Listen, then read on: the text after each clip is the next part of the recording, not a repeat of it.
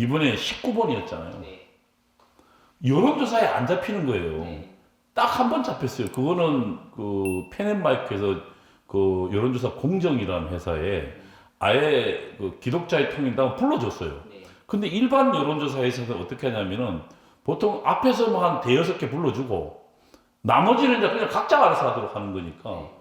그러니까 일반 사람들 여론조사라면 안 잡히잖아요. 그러면 어떻게 생각하겠어요? 일반 우리 기독교인도 내 표가 이 사표가 될 거 아니냐라고 가장 걱정하지 않았겠어요? 그렇죠. 그 여론조사 잡힌 게 굉장히 중요했거든요. 네. 그러면 사실상 예를 들면 뭐 10번 안에 들어가서 일본에 7번 정도에 국회의원 한 명 있었으면 7번 정도 들어갔으면 여론조사 잡혔죠. 네. 그러면 처음에 뭐 예를 들면 뭐 1%, 2%, 뭐 예를 들면 한 뭐 2점 몇 % 잡혔다면 막판에 공정히 해보니까 2.4% 정도 잡히더라고요. 네. 그러면 사실은 여러분 조금만 하면 됩니다라고 이야기할 수 있었거든요. 근데 안 잡히고 딱 한 번 마지막 며칠 남겨놓고 잡힌 거예요. 그것도 결국 잡히는 방법은 현역을 데리고 오는 수밖에 없었거든. 네. 그래서 열심히 노력해서 이현재라는 사람 데리고 왔는데 뭐 이 양반이 뭐 무슨 뭐 불교도다. 아니 저는 그 신앙적인 자세의 순수성 인정합니다. 네. 그러나 이 문제는 결국 신앙의 문제가 아니었고 정치의 문제였습니다. 그리고 영입에 앞장서서 제가 앞장서진 않았지만 네. 앞장섰던 사람, 앞장섰던 사람이 이제 최인식 그 총장이 앞장서서 그 정광 목사 감옥에 있는 분에 이제 직접 통화를 못 하니까 변호사를 통해서 바로 변호사가 휴대폰을 들고 정광 목사가 통화하면서 이제 들어왔거든요. 어렵게 들어온 사람을 내쳐버렸잖아요. 그래서 뭐 저는 뭐 거기에 대해서는 이제 그러나 그 일에 대해서는 따지고 싶지 않지만 하나 유연성의 문제. 네. 그 정치라는 게 그냥 그 단순한 문제가 아니고 사실은 온갖 그 욕망들은 온갖 권력들이 치열하게 투쟁하는 현장입니다. 그렇죠. 가장 치열한 가장 치열한 현장이. 네. 그래서 전쟁이라고 그러잖아요. 네. 그리고 인간의 욕망이 가장 맹렬하게 그 용솟음 치는 곳이 정치 현장이에요. 원초적이죠. 원초적이죠. 네. 저도 여의도 연구원에 있을 때 그 정치 현장을 몇 번 본 적 있어요. 공천을 위해서라면요, 물불을 안 가려요.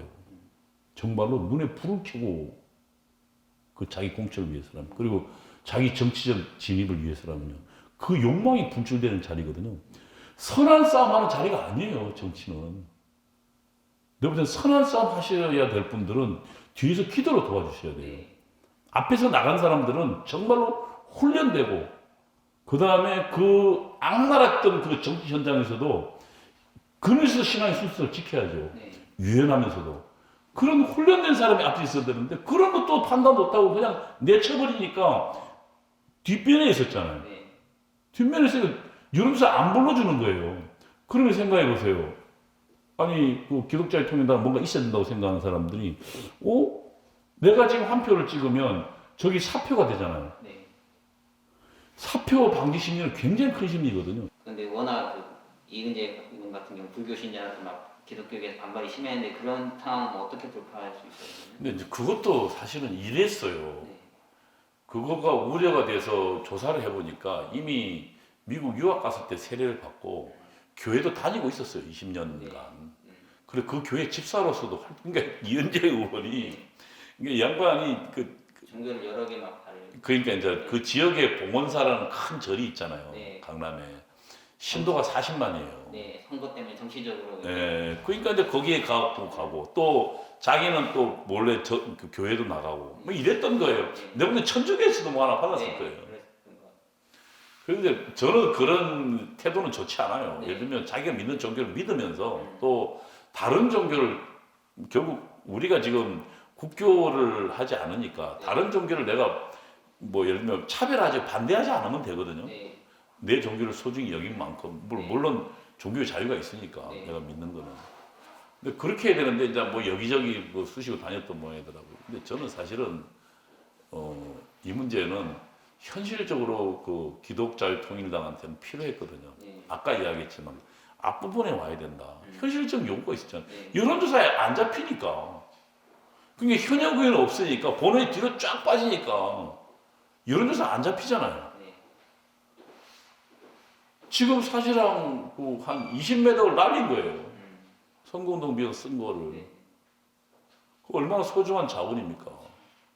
만약에 3% 받았으면 그거를 우리가 다시 리펀드 받고 새로운 일을 위해 쓸 수 있었는데 그 소중한 성도들의 헌금을 다 날린 건데 어쨌든 제가 보기엔 그런 현실적 판단은 무슨 뭐 신앙이 없는 사람 아니 신앙이 없습니까?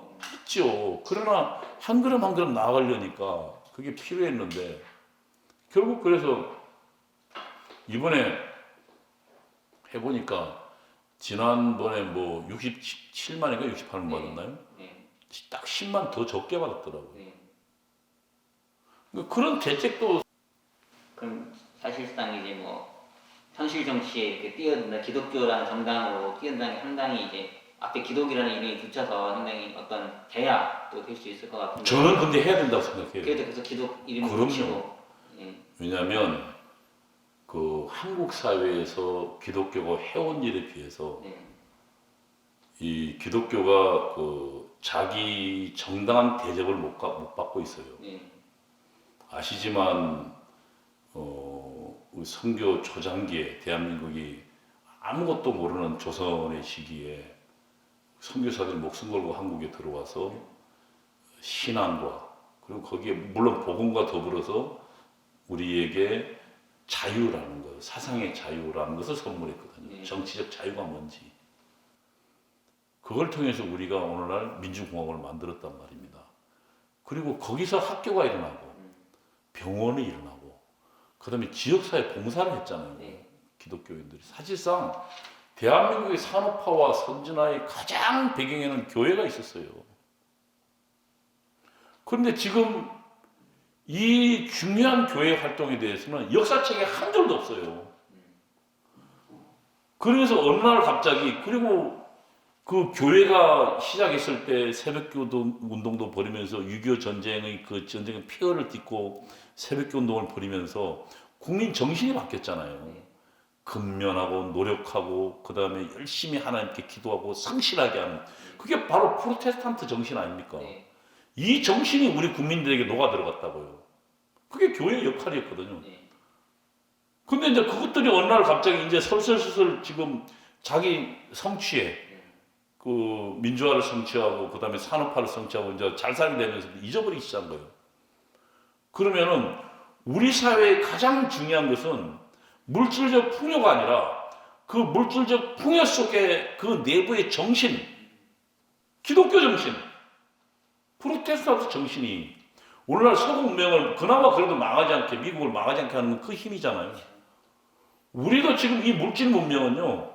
그 안에 그런 기독교적 그 정신 문명이 있지 않으면 망하는 길로 갑니다.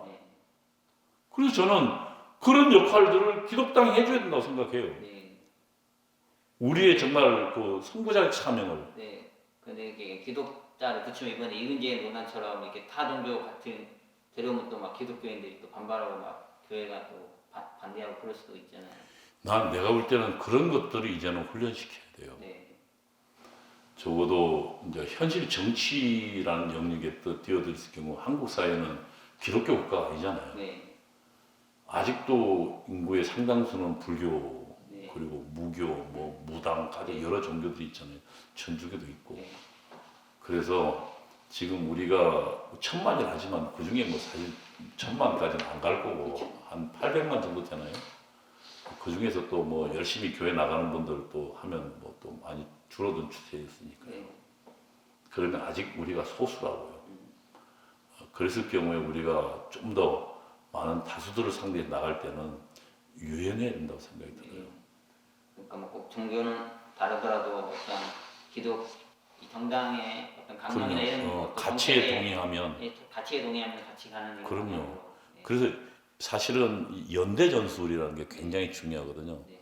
우리가 지금 가장 중요한 과제, 그러니까 그 옛날 좌파에서는 그걸 예를 들면 최고 강령, 뭐 최소 강령이라 그러거든요. 네.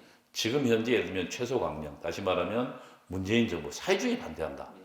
그다음에 차별금지법에 반대한다. 네. 여기에 반대하면 지금 나머지는 예를 들면 좀 색이 다르더라도 네. 허용하고 서로 하나로 가자.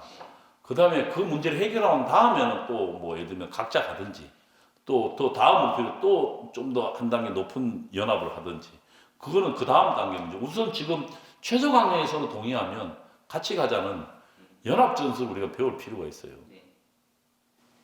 우리 혼자 할 수는 없잖아요. 네.